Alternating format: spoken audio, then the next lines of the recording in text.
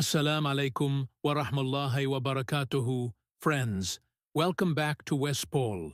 I have for you today the explanation, translation, and recitation of Surah Al-Asr. I hope you enjoy this. Please let me, if you prefer the explanation, by Al-Mizan or Puya Yazdi. This explanation, if by Al-Mizan. Bismillahir-Rahmanir-Rahim. In the name of Allah, the All-Merciful, the Ever-Merciful, this surah was revealed in Mecca and consists of 3 verses. It summarizes all Quranic teachings and pieces together all Quranic objectives in the most concise way. It could be either Meccan or Medinan, though it resembles the Meccan chapters more. Wal-Asr. By the time, Al-Asr. This is an oath, swearing by the time. The next 2 verses describe how human beings are in a state of loss, except for those who follow the truth and are patient upon it, which amounts to the believers who do righteous deeds. Given this context, it is most likely that the time in this verse refers to the era of the Prophet. That is, it is the time in which the sun of Islam rose and started shining over humanity. That is when truth vanquished falsehood. Innal insana lafi khusr. Indeed, man, al-insan, is in loss, khusrin. Al-insan means humankind as a genus. Khusr, husran, khasar, and khasara all refer to a loss in capital and one's original asset. Al-Raghib says, when used as a verb, the subject of khasira can be either a person or an act. For instance, when a person experiences loss, it is said, khasira fulan, and when one's trade venture is not successful, it is said, khasirat tijaratuhu. The word khusrin is indefinite, which can show either of 2 things. 1. Emphasis and aggrandizement of the loss. 2. A specific type of loss, other than the loss of wealth or status, as God says, those who have lost, khasiru, themselves and their families on the day of resurrection, look, that is a manifest loss, khusran. إلا الذين آمنوا وعملوا الصالحات وتواصوا بالحق وتواصوا بالصبر. Except those who believe and do righteous deeds, and enjoin one another to follow the truth, and enjoin one another to have patience. The last verse implies that humans in general are in loss. This verse qualifies that by exempting those who clothe themselves in faith and righteous deeds, they shall be safe from loss. The Book of God makes it clear that humans have an eternal life, which does not end with death. Death is but a transfer from one abode to another, as was explained in the exegesis of the verse, from replacing you with your likes and recreating you in la realm, you do not know. The Qur'an clarifies that there are 2 halves to human existence.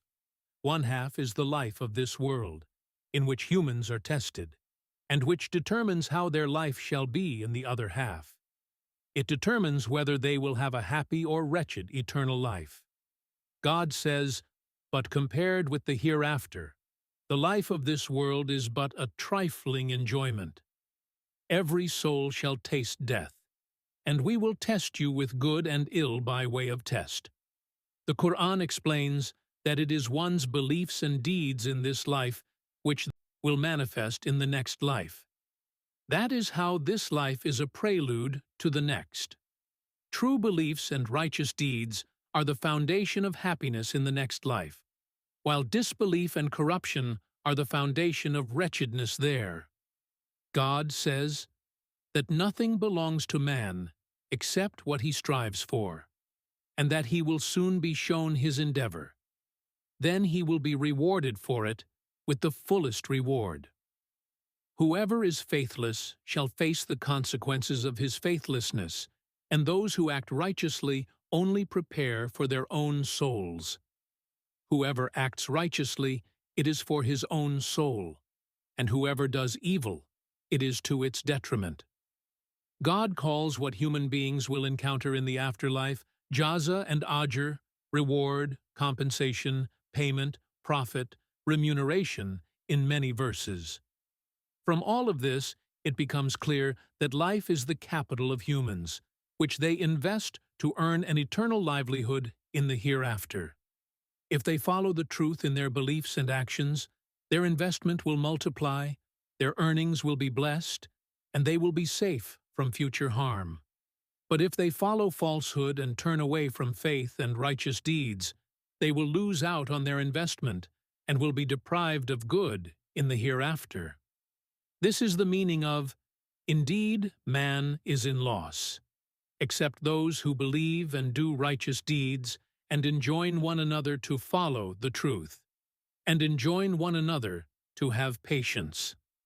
Those who believe. What is meant by belief here is believing in God. Then an implication of believing in God is believing in all of His messengers and the afterlife.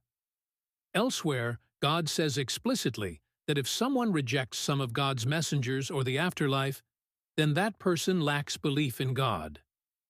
And do righteous deeds. Apparently, this expression encompasses all good deeds. Therefore, the exception in this verse would not include sinful believers who fall short in performing certain righteous deeds. This means that loss in this chapter is meant in a general sense. It is not limited to total loss in all aspects, as in the case of a militant atheist who opposes the truth deliberately, but also includes loss in certain aspects, as in the case of a wicked believer who will be sentenced to hell for a temporary period, and will then come out through intercession or other means. And enjoin one another to follow the truth. What is meant here is advising and recommending each other to follow the truth and to be steadfast on it. After all, that is the meaning of true religion, following the truth in belief and action. Enjoin one another to the truth is more comprehensive than enjoining good and forbidding evil. Al-Amr bil Ma'ruf wa al-Nahi an al-Munkar, because it also includes the beliefs, as well as any form of encouragement and urging toward righteous deeds. Therefore, enjoin one another to follow the truth is itself a subset of do righteous deeds. This makes it a case of stating the specific after the general in order to show emphasis and importance. Similarly, enjoining one another to patience is an application of enjoining the truth. Therefore, the last part of the verse, "and enjoin one another to have patience," is also a case of stating the specific after the general, meant to show emphasis and importance. This can be confirmed by the repetition of the verb enjoin one another, instead of saying to truth and patience. The order of expression is also significant here. The verse first states their belief and righteous deeds. Then it adds that they also advise each other to the truth and patience. This shows that their hearts have been revived, and their breasts have been opened toward submitting to God. Thus, they are particularly attentive to and fully concerned with bringing about the complete dominance of the truth and spreading it among all people so that it may be followed forever. God says, "Is someone whose breast Allah has opened to submission so that he follows a light from his Lord? But shame on those whose hearts have been hardened to the remembrance of Allah. They are in manifest error." The word patience is mentioned in an unqualified form. Therefore, it would encompass all types of patience, including 1. Patience in the way of God's obedience, 2. Patience in avoiding God's disobedience, and 3. Patience in the face of afflictions and hardships that befall one by God's decree and destiny. Examining narrations, 1. Regarding "except those who believe," Imam al-Sadiq said, "He has accepted His select servants."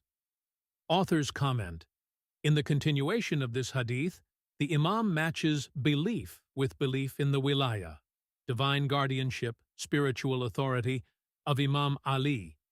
He also matches enjoining to truth with enjoining one's descendants and progeny about this wilaya. 2. Ibn Abbas said, By the time, indeed, man is in loss. This refers to Abu Jahl b. Hisham. Except those who believe and do righteous deeds. This refers to Ali and Salman. That brings us to the end. I hope you found this useful. Please share this with anyone that you can, so that you may aid in spreading Allah's word. May Allah bless you.